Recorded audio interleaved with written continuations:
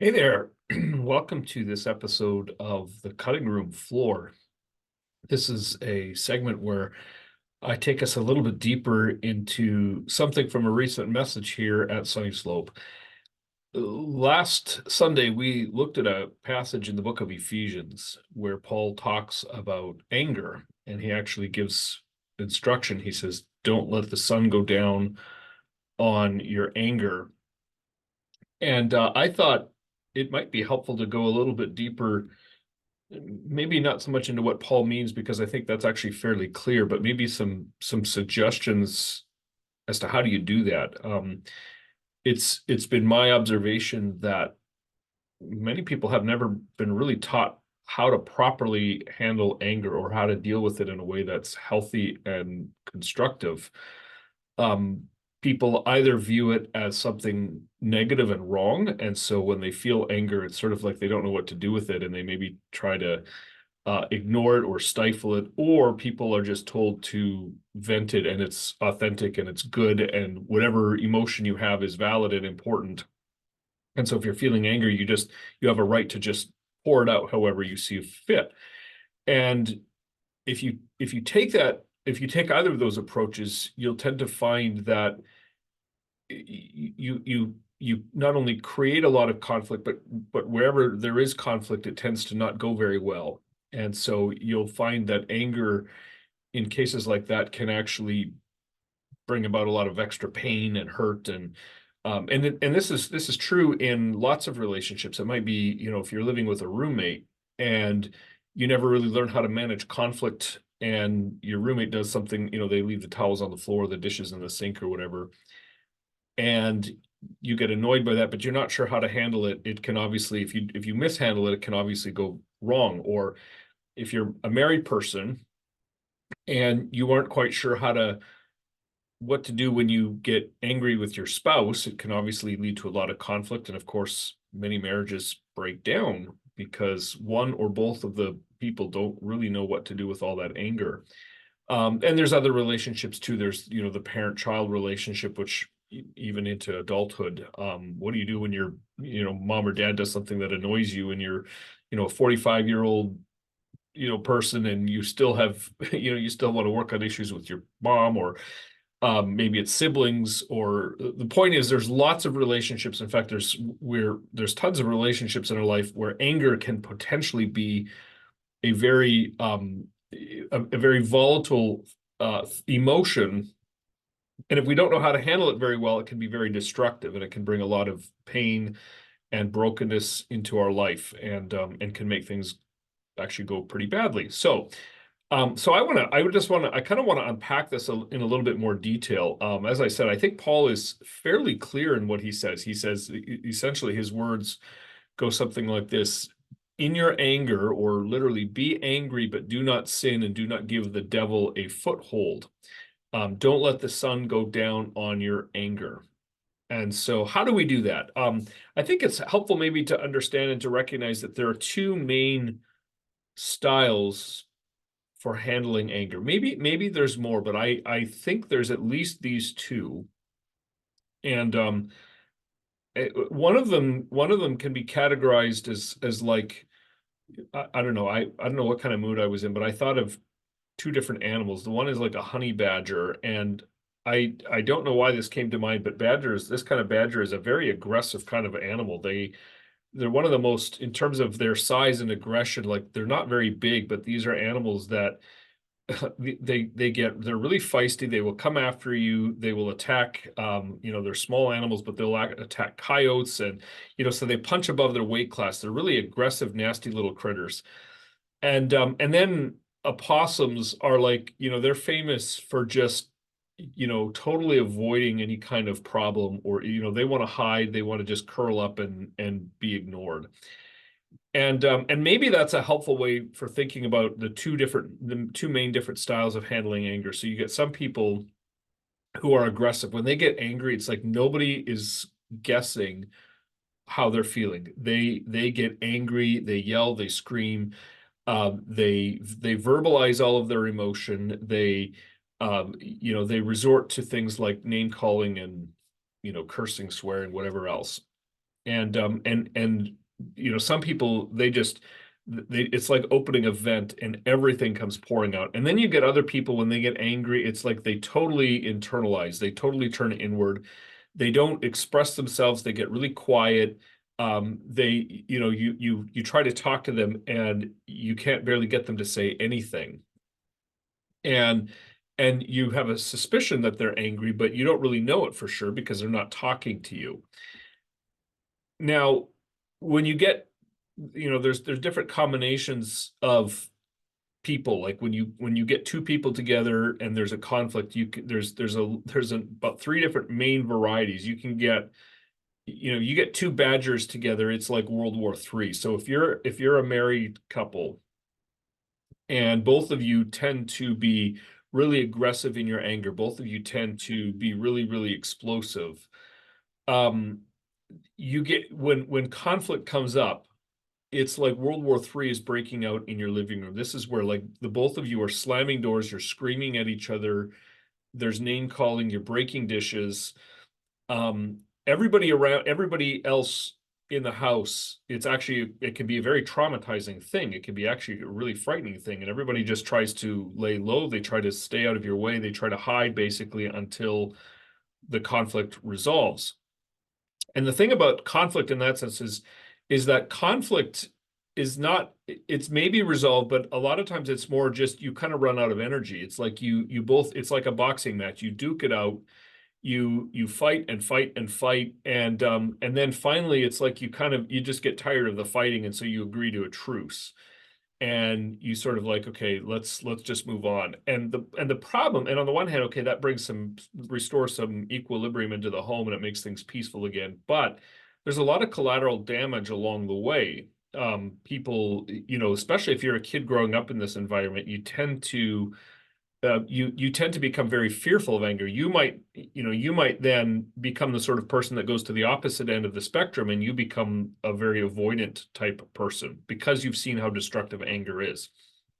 So that's the first style of conflict is badger. It's like World War III. It's two people who are both very aggressive, and when conflict comes up, everything blows up and you duke it out and duke it out. Conflicts maybe tend to be a little shorter than the next version, but it's still it's still really volatile and not a very pleasant environment. Now, the second environment is, let's call it possum, because this is, if badger is like World War III, possum is like the Cold War, where you get two people and one of them or both of them are angry about something. They get upset about something. And this could be siblings. It could be, you know, maybe it's, you know, two siblings, two sisters or whatever. Um, and there's a conflict or there's something wrong, but for whatever reason, that person doesn't want to talk about it. They don't want to explain why they are angry. And so this is that scenario where you say, hey, is everything okay? What's wrong? And the response is, I'm fine, right? I'm fine, nothing. And and it's like everybody could tell that that's not true. Everybody knows that that's a lie. Like it becomes pretty obvious, like, well, something is obviously wrong. What is it? Why don't you talk about it? And they don't, and that's the thing.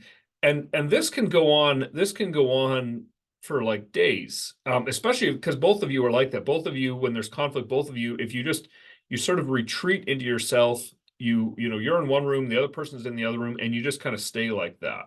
And you don't talk about it and you don't address it, and you sit down and you have dinner maybe as a family still, but it's like you need 5 sweaters on because it's so icy cold in the room, and everybody feels the tension and everybody can kind of tell that something isn't right. And nobody, you know, you get that sometimes it happens like this. You know, you get two married, if it's between a married couple, you know, you get the one kid who is sort of that one who wants to restore peace. Like you get the peacemaker kid. And so they are the poor kid is trying to speak up and trying to just create some sense of normalcy, but it's like it doesn't work. And everybody can tell that things are really, really awkward.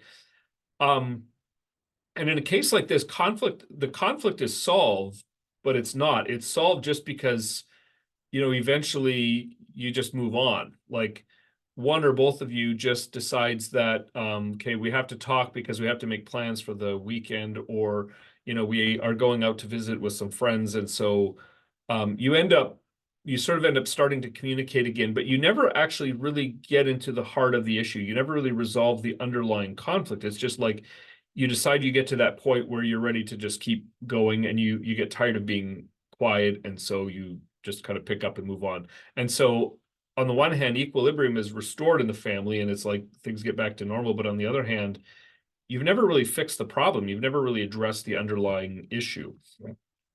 Now, the third, you can kind of imagine what this is like. The third style of conflict is like, if you got badger, badger, and you got possum, possum, you get what the third one is. It's one of each, where one of you tends to be a really volatile person. You tend to be expressive. You tend to wear your emotions on your sleeve, and the other of you tends to withdraw when there's a conflict or when there's a problem. And so, on the one hand, this can be actually every bit as tumultuous as the first style of conflict, where but the difference is it's more one-sided, and so it can be loud, it can be explosive, and it can be kind of frightening.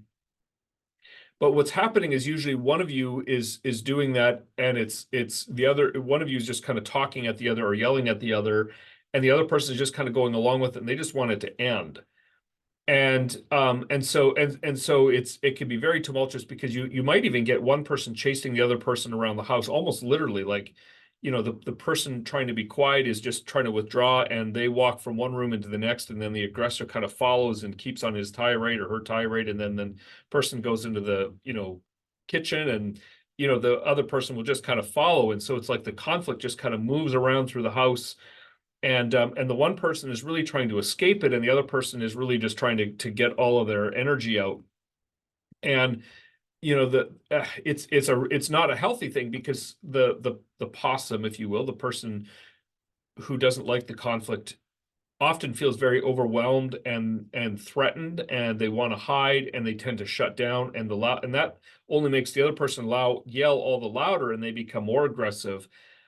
Because what the aggressor is often trying to do is trying to vindicate their actions. They're trying to show why they were in the right, and the other person just wants the problem to go away. And if that's how it goes, then the conflict is eventually resolved, but it's resolved when the aggressor decides that they've had enough. When the aggressor, the badger, if you will, decides, okay, I've said everything, I've vented, I've said all that I want to say, I've yelled, and I just feel done. And so the aggressor then is sort of in control of how and when the conflict is resolved. But even if it's not really resolved, it's just, the conflict is over because I decide it's over.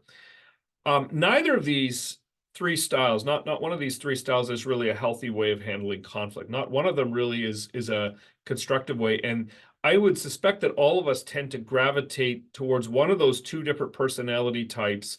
And thus for many of our relationships, especially the closer relationships with close friendships or people in the church or family dynamics, there's going to be some combination that is sort of the natural default setting.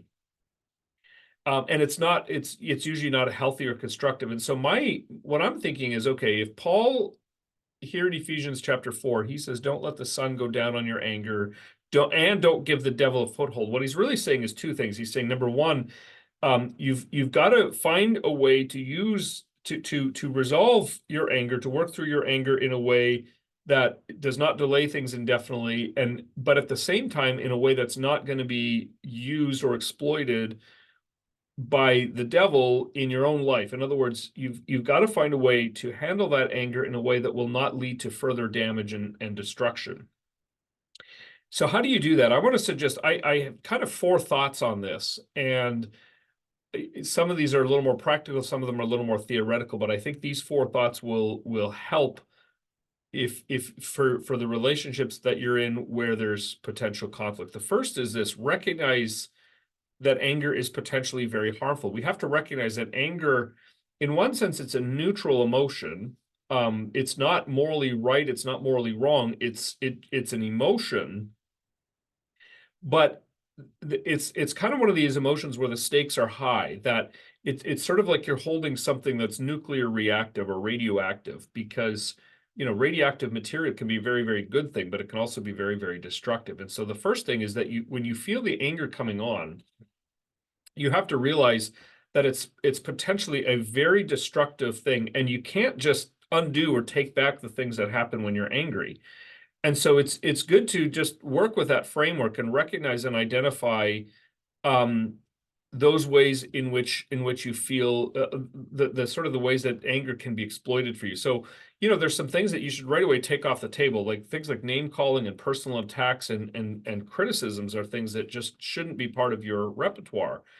And maybe that applies to those who are more volatile. Like maybe that's kind of a natural default thing for you if you're the sort of person that tends to be more reactive. It's like that's maybe what you have to remember right from the get-go is that you've got to take those things off the table.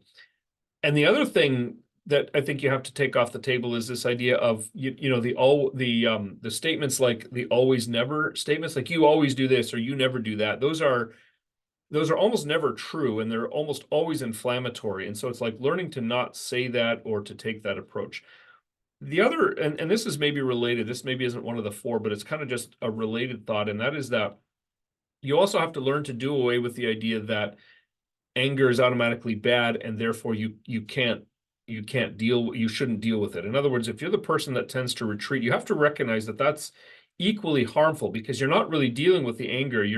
You're not processing it, you're not working through it, you're hiding it and you're trying to cover over it, and it just never works. And so you have to take the approach that anger is actually, it's an emotion that is created by God, but so we have to learn to handle it well. So put away, recognize the power and the potency of anger, and that means recognize that you have to do something with it. You can't just hide radioactive material in your pocket and pretend you don't have it. But you also have to be incredibly careful with it because it can be so destructive. So then the next thing is this. One of the things that this is more of a technique or a tactic, and that's my wife has taught me this. It's focusing on expressing your own point of view, not the other person's point of view. So it's learning to make statements that are, and this sounds selfish, but it's not. It's learning to express and to make statements that are statements based on your experience and your perception. So as opposed to describing everything that the other person did and more importantly, everything the other person intended to do or felt like. So for example, you'll say something like this. You'll say, you know what, I'll just use a real simple example. When you don't, hang up your towel after your shower, it really makes me feel frustrated because it leads me to believe that I'm always the one that has to do all the cleanup. That's a little bit different than saying, you know what, you don't care about me because you always leave the towel on the bed and you never pick up after yourself. Like you can kind of see a difference there. One of them is saying, look, this is my experience and my perception. I'm just letting you know how I'm, where I'm at. It doesn't always have to even necessarily be feelings, but it's rooted in your perception and it's describing your experience as opposed to coming at it with accusations about intention and you meant to do this and you never do that and you're always like this. That's a way of diffusing, and it doesn't mean that automatically your perception is always right. In other words, I'm guilty of this from time to time. So if my wife says, you know what, I'm a little bit frustrated that you're leaving the towel on the bed, it doesn't necessarily mean that her perception is right. It might be that more often than not, I do pick up my towel, but it starts at least with her perception. Then you can kind of talk about it from there. But the point is that you're focused on describing your own experience and your own perception. And then here's the next thing. Focus on solving an issue rather than vindicating yourself. Like the problem is so often when conflict comes up and when anger comes up, two siblings get into it or roommates get into it. It's like, well, you're always leaving your stuff in the sink, or you're bringing people over that, whatever, I'm not comfortable with, whatever it is. So often what happens is we go into it as if we are opponents. We go into it as if we're two sides and it's my job to defeat the other side. And it's my job to win the argument. It's my job to make sure that I prevail. And if I have to compromise, fine. But that feels like giving up a little bit of something. And so, you end up working as opponents rather than teammates. And so it's often better to go into a conflict and mentally just remember that your teammates here that are working together to resolve a problem, not opponents trying to each side trying to win the other. So here's one of the ways that you do that. Think about this: when you're in a conflict, you may often find yourself, so it's your turn to listen, the other person is talking. Have you ever had it where you're listening and what you're really listening for is, how am I going to rebut that argument? Right? Like, if we're honest, probably most of us do that at some point, right? But you're not listening to respond, or you're not listening to understand the other person. You're listening because you want to know, how am I gonna refute what they're saying, and how am I gonna prove their point? And I'm guilty of that. I know that I am.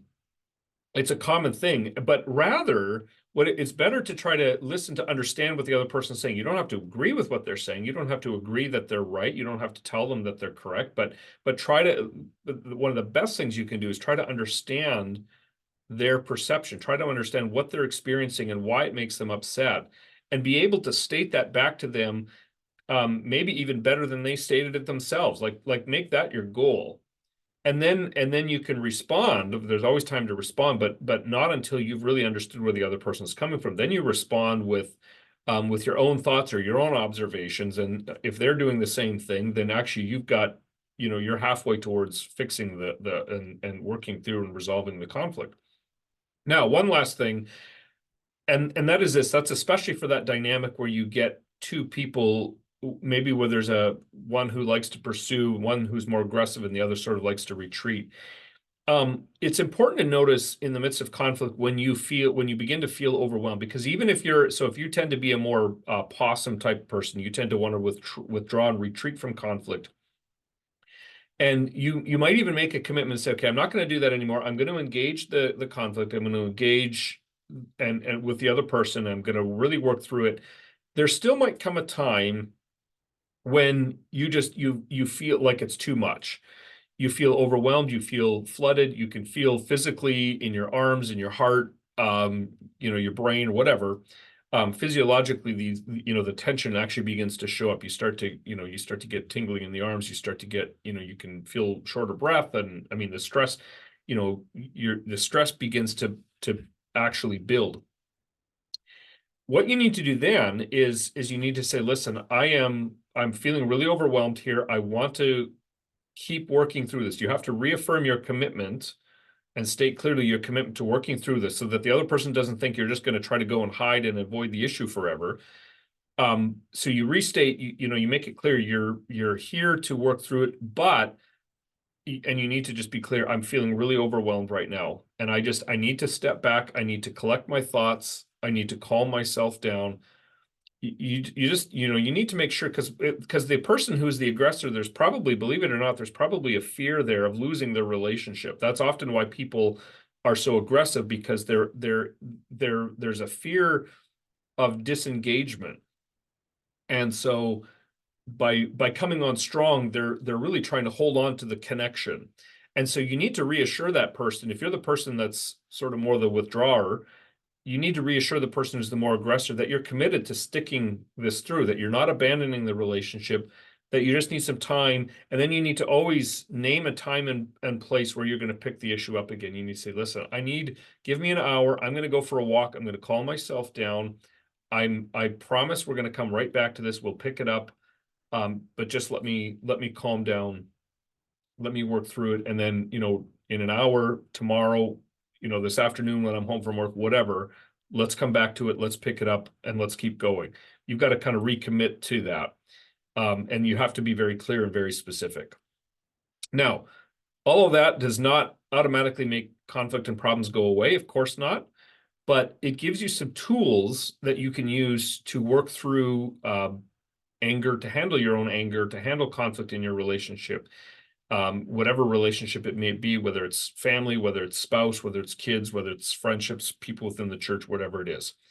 Thanks for watching. Don't forget to like and subscribe, and we will see you next time on the cutting room floor.